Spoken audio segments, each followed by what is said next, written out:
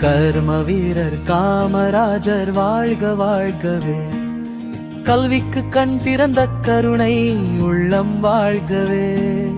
கர்ம வீரர் காமராஜர் வாழ்க வாழ்கவே. கல்விக்கு கண் திறந்த கருணை உள்ளம் வாழ்கவே. விருதுநகர் மண்ணில் பிறந்து வறுமையை வென்று எழுந்து ஏழையின் பசி தீர்த்து பள்ளிக்கூடம் அமைத்த தலைவா.